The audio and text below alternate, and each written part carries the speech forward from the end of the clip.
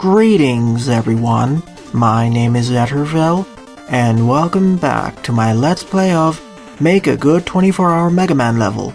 During the last part, I cleared these 3 stages, so in this part, I'll be clearing the 3 remaining levels submitted by contestants.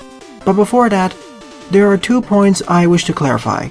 First, when a level designer got their box of 4 random items, their level needed to focus mostly on these items. They were not limited to only using these items. They could also add some extra items to the stage, but they would have to have a smaller focus. Like what with sodium hydroxide did with Breaking Ground and the 2 elevator segments, because they combine usage of Wanans and other things, so that's why they were there, and they were allowed. Second, for my scoring of levels, I'll be more lenient than I usually am, as the designers only had 24 hours to design these levels, and were limited in scope and complexity due to the random item box. Plus they had less time to playtest and whatnot. Okay, with those out of the way, let's begin by going through Air Trick by Smedis.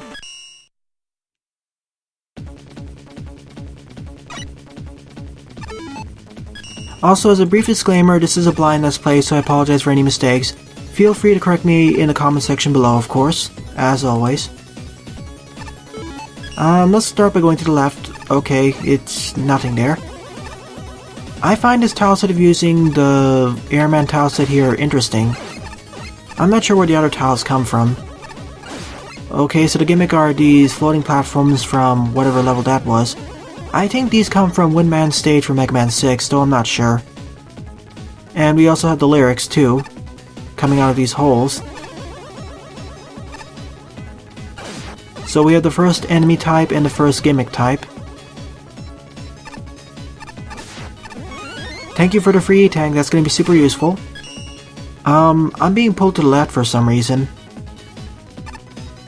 Okay then, so when I'm outside this facility, I have a subtle wind gust pushing me to the left like a universal fan fiend. But when I'm inside, there's no such wind.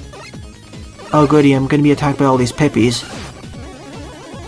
If this was Magmal 2, I'd take the time to actually farm up some bolts. And good to know that these are bombless pits, I should have just jumped around. Now I understand why this is called Air Trick. We're gonna have a whole bunch of these air gimmicks here.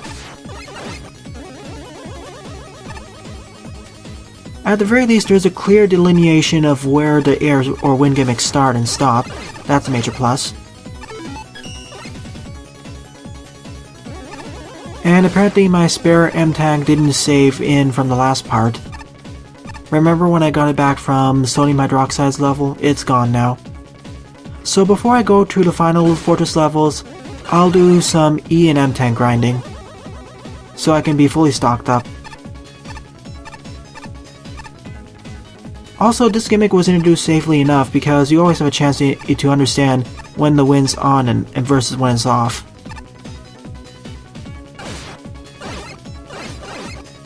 So we have the wind gimmick, these platforms, as well as the lyrics and the pippies. Okay, this time the air is blowing me to the right. Boy, this stage would be a joy to speedrun through, I think. Though, because I don't have any shield weapons or special weapons, I'd rather just utilize the Mega Buster. The wind is really strong here, and instead those spawners are throwing pippy eggs at me. That's neat. I was a bit worried there I was gonna die. I was also close there too because there were spikes on the ceiling.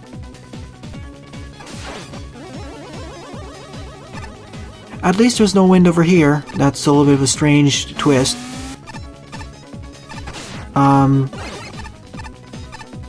Okay, so this is a survival room of sorts against all these lyrics until the Yoko blocks despawn.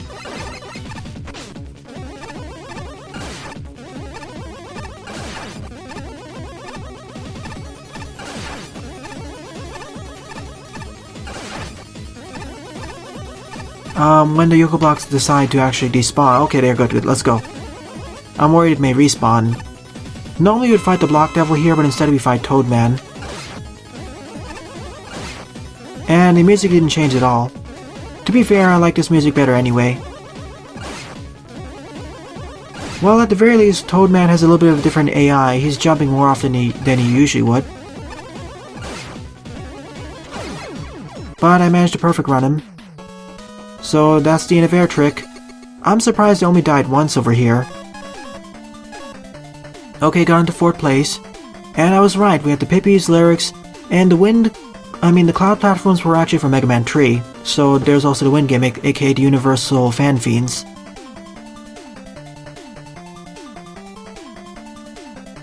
I'm not sure what they're talking about here, but I assume there had to be some custom usages in order to get the wind working. And yeah, the stage was a bit short. It felt like it could have been at least 33% longer or 50% longer. And the stage could have ended up being a bit more difficult at the end too. At the very least, all the gimmicks and enemies are introduced in safe environments and the challenge was escalated properly. Plus we did mix usage of the cloud platforms as well as the wind gimmicks, though not as difficult as I wished to it near the end.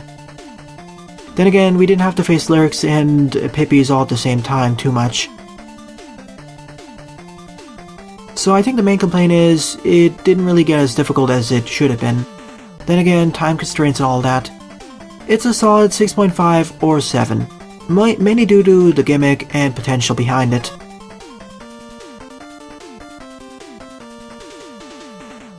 I guess the boss door was there for aesthetics or something. And yeah, there were 1 or 2 points where I was worried about falling to a bottomless pit.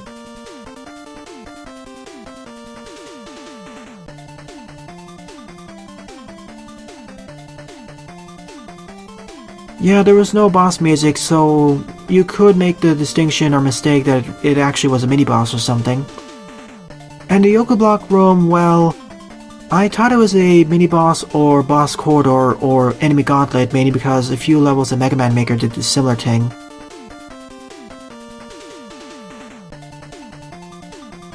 And yeah, most rooms didn't do much with the wind gimmick. It felt like it was being introduced in safe enough environments to get the players acclimated, but nothing more was done. It felt like the stage ended halfway through is some way to say it. The gimmicks were introduced safely, but not good enough.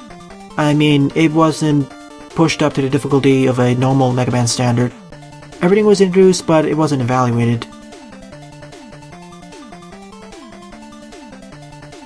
Oh yeah, we also don't have the super arm blocks here.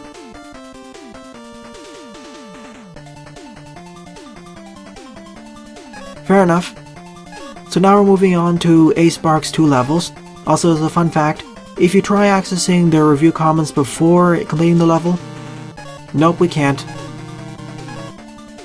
Well, it's time to complete the trio. We have... well, it seems that Ace placed in 2nd and 3rd place, so let's go through X Factory.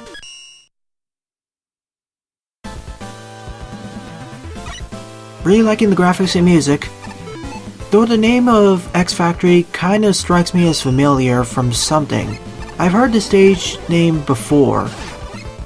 Maybe from the Magmul 2 judging panel. I mean, when picking the Magmul 3 judges, they had to evaluate several levels. This kinda reminds me of one of the names from there. Oh goody, springheads. I guess they're one of the enemy types. The other one is, of course, those bee biters. Well, I'm dead. That was my bad. I should have paid more attention there. But this stage is one of the best tile sets or aesthetics of any stage I've played so far. Then again, it's kind of to be expected because it's from ACESpark.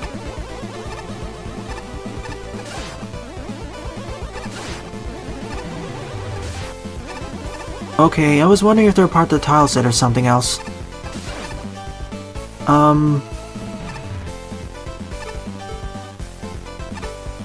Well, I guess we rush coil here. Oh, whoops. My bad. I thought those purple things were part of the foreground there. They're actually part of the background. So now I understand the other gimmick of this level. We have these balancing platforms, where if you stand on one side, it effectively pulls the other one up or down. It pulls the one you're standing on down and the other one up. It's essentially the seesaw platforms from whatever Mega Man game. I can't recall.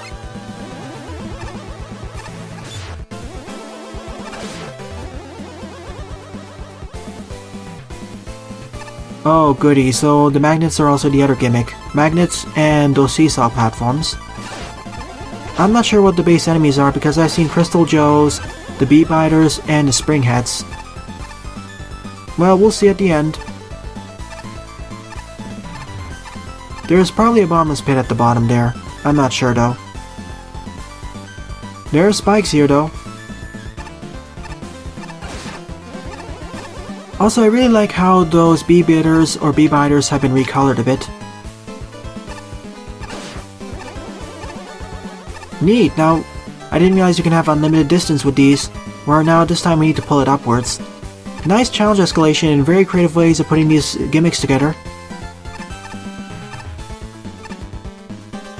I'm not risking it, so that makes it a lot easier. But just to make things a bit easier on myself, I'm just going to use Rush Jet, and it didn't work as the way as intended. Whoops. I'm not turning to the right there.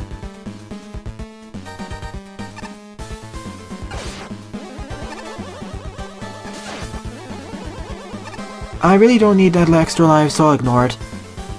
If I didn't have infinite lives, I'd go for it. Also good checkpoint placement, I suppose. Oh goody, we have the spinning platforms from the Mega Man 5 Fortress levels.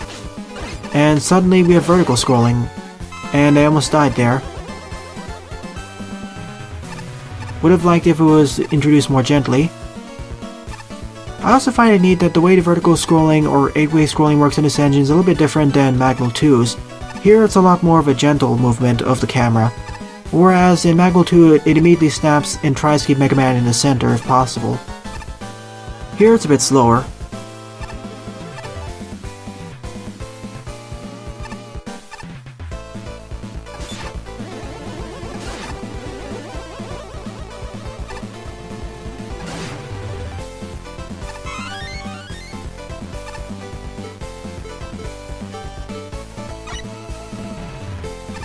Not taking any chances, especially with my bad experience of magnets in Mega Man Maker.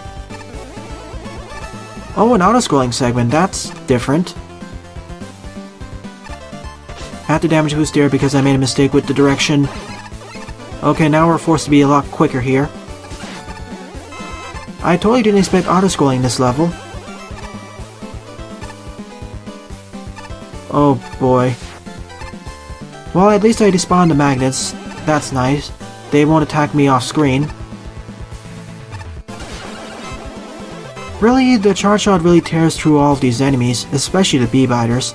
Not complaining much though. After all, we don't really have any long-range special weapons. And there we go, we end the level. For my first impressions, I'd give this a 7 out of 10. At the very least. Okay, third place. Maybe not 7 out of 10, 7.5 out of 10. Okay, Springhead, Bee Biter, Magnet Machine, and...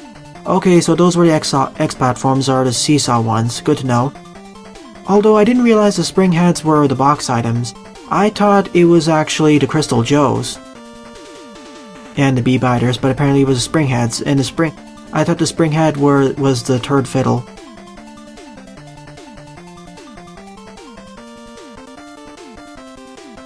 It is a bit punishing, but it was fun. And all the gimmicks were introduced safely.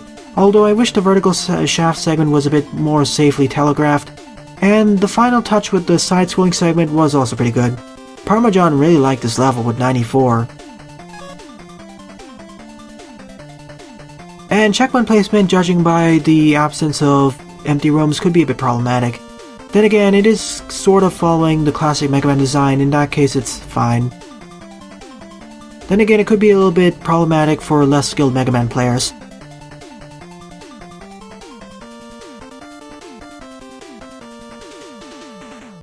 And I did have a slight problem with the background near the beginning where I thought the purple columns were actually walls. I call this stage almost good to good. Probably a 75 in my part. Is it just me, or does Crushman keep remarking on no super arm blocks for any stage that doesn't have them? It seems to be a common trend for 2 or 3 levels now.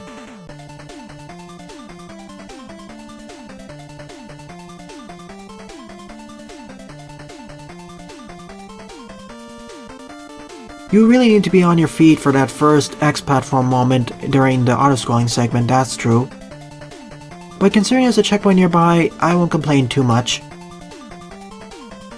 And yeah, the spring head enemies aren't used that well either.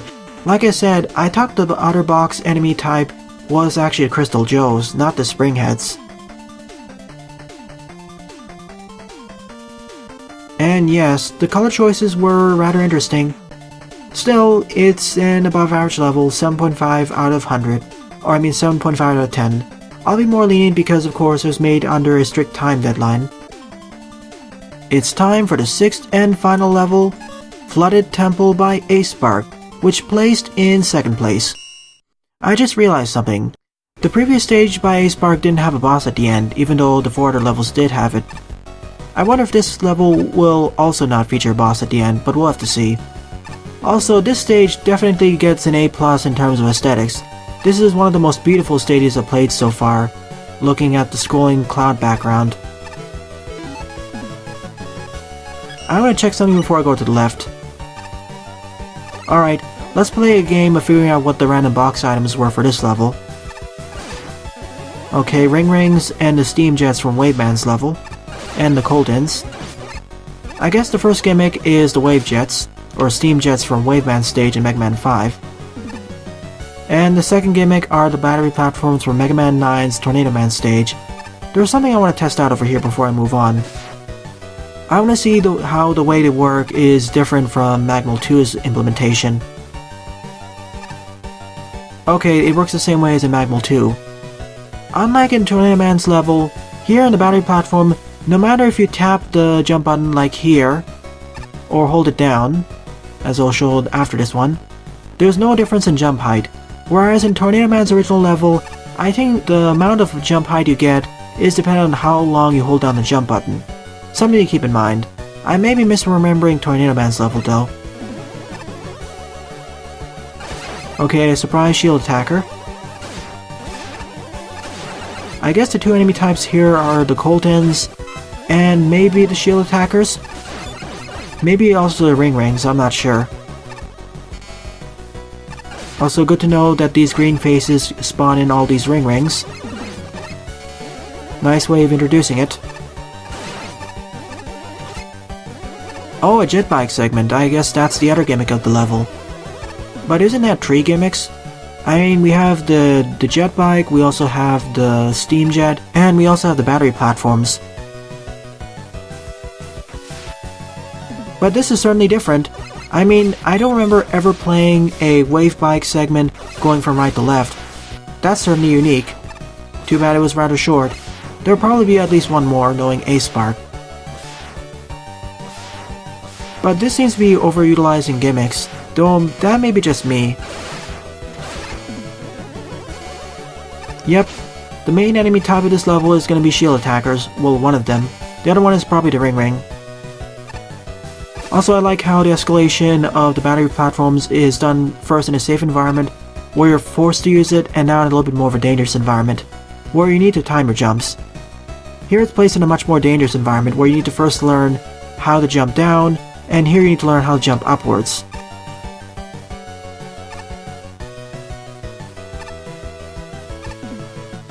It's a good challenge escalation. Judging by the background, I think this level is taking place in Greece, or Rome. Oh, and there's the second jet bike segment, this time going from left to right. Honestly, I would like to see more fan games take the ideas of the jet bike or wave bike and remix them and do them in different configurations, like here we're doing it on land now. I would like a future title to, for example, do more land segments from going from right to left, maybe even fight a mini-boss from right to left, that would be neat. Oh, and there's a mini-boss battle against this smaller octopus, whose weakness is of course the green one, the green jewel in his head. And it gets faster at half health, I think.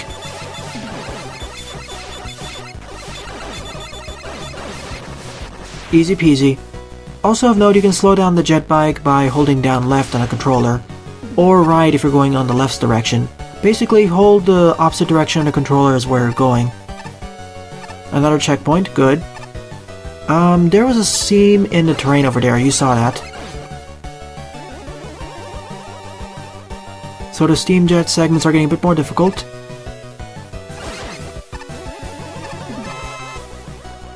You gotta pay a bit of careful attention to the cracks in the wall because they can blend in a little bit. Not the cracks in the wall, the cracks in the pipes.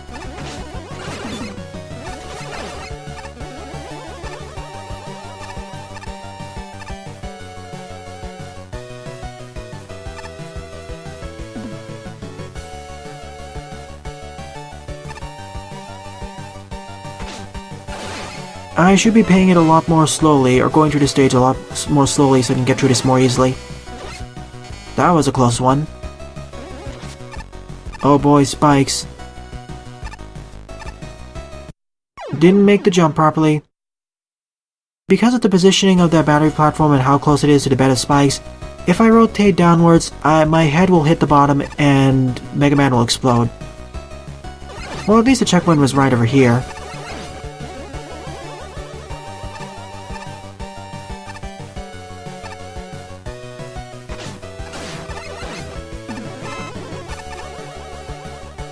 But yeah, you gotta pay careful attention to the cracks in the pipes.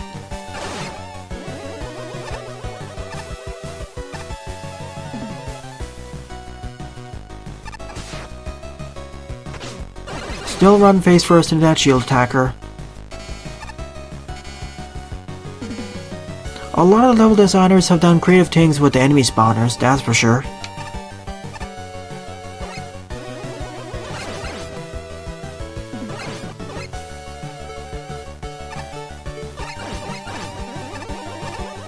Same here, just keep jumping.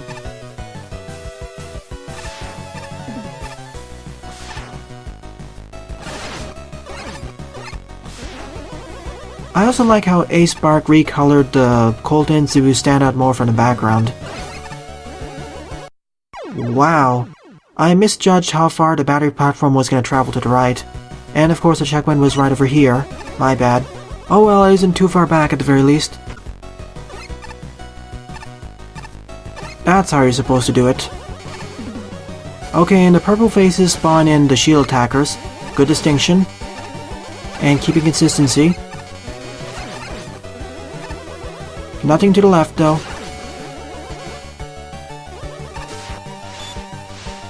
Wait a minute. There's one creative usage of Water Wave, which I'm neglecting to utilize a lot in this stage. Keep jumping to survive. Same here. And another jet bike segment, the third one. I still wonder why there are 3 gimmicks in this level, those being the jet bike, the battery platforms, as well as the steam jets. So it's a right to left land one. Oh boy. Filled with instant death spikes, of course. I wonder if we're gonna fight the big brother or parent of that octopus boss. That'd be neat. At the very least we don't have damage knockback here. So we need to be careful not to fall into the spikes or get crushed against the invisible wall. And hold left this time instead of getting pulled to the right. Whoops. That was on me. I won't blame ACESpark for that.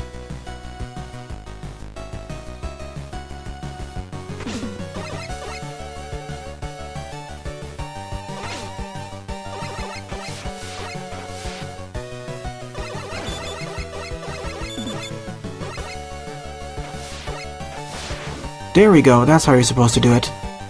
And there's the end of the level, where we're gonna face a boss. Ah, Centaur Man. It kinda makes sense because this is a Greek-like environment. And Centaur Man was a Greek roller-master, sort of. And of course, he still has the Centaur Flash.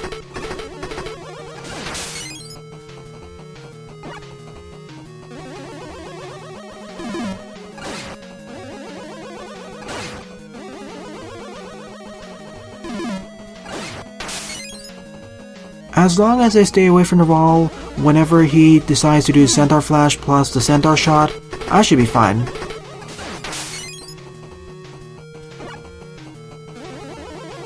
Not to mention he takes 2 points of damage from the half charge shot. So that was the end of the final level. I'd say that this is up there with Entity's level as being my favorite level out of the bunch. Pollution Park for its junk block gimmicks and puzzles, and this one for being an overall nice level. It deserves a second place, that's for sure. It certainly was one of the most difficult levels out of the bunch, but it was fun nonetheless. So let's see what the judges had to say about it. 84, I'd probably give around the same score as well, about an 8 out of 10. Okay, so the box contained ring rings, shield attackers, GDRs, aka Mega Man 6's version.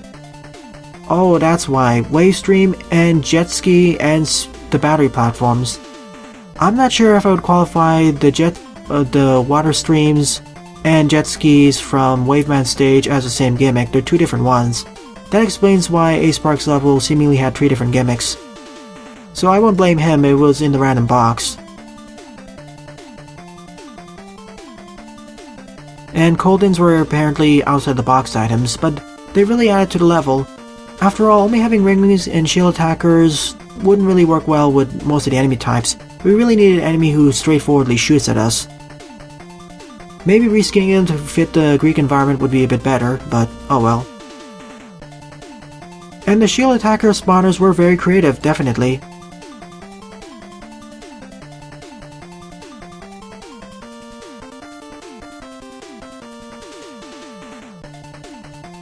And I did die quite a few times in that last segment with the battery platforms, that's for sure, after the second checkpoint. And yeah, that also happened to me, Parma. Whoops.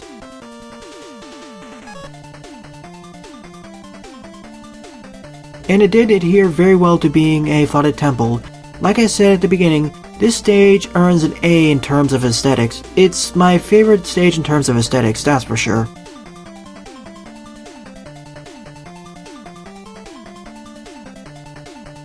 The tornado platforms could be placed in a bit more dangerous environments, but this works. And all the jet streams were utilized a lot better than in Waveman's level, that's for sure. Also, there's a missing apostrophe there between man and S.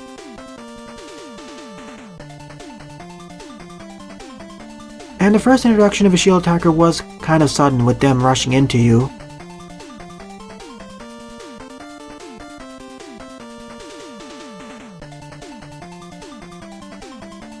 Maybe 1 or 2 checkpoints, but otherwise I think it was fine, just 1 more would do.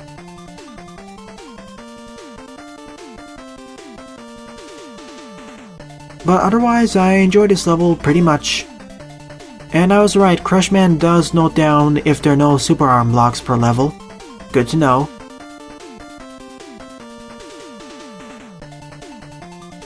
I didn't really have as many problems deciphering what was the background for the foreground as opposed to X Factory. There was better contrast here, and the background was much more pleasant to look at.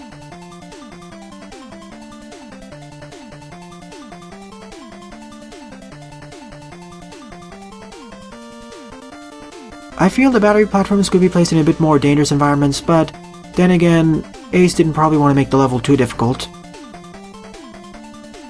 So nonetheless, I give it at least an 8 out of 10 or 80 out of 100. Great work, Ace. So that's all 6 levels done. The only thing left is of course the Y levels, which I will cover in the next part. Well then, thanks for watching and have a nice day. Toodles!